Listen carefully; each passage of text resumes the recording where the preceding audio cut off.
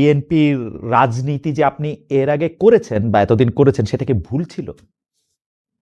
না, একদমই ভুল ছিল না খালেদ ভাই।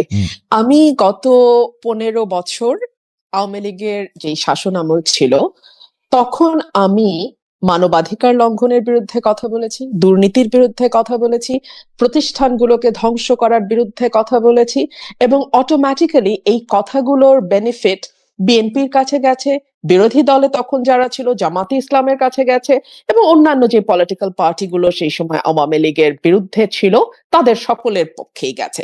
সো আমার কাছে মনে হয় যে স্ট্যাবলিশমেন্টকে প্রশ্ন করার যেই সহজাত প্রবৃত্তি আমার মধ্যে আছে, সেটা তখনও যেমন ছিল সেটা এখনো তেমনই আছে।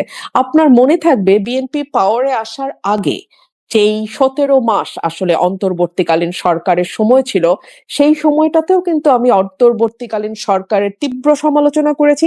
একই সঙ্গে আমি বিএনপির নানান রকম চাঁদাবাজি, দুর্নীতি, এলাকায় প্রভাব বিস্তারের জন্য নানান রকম অপকর্ম, এই সকল কিছুর বিরুদ্ধে কথা বলেছি। সো আমার আমার নিজের কাছে মনে হয় যে আমি সবসময় আমার নিজের কাছে সৎ থাকবার চেষ্টা করেছি।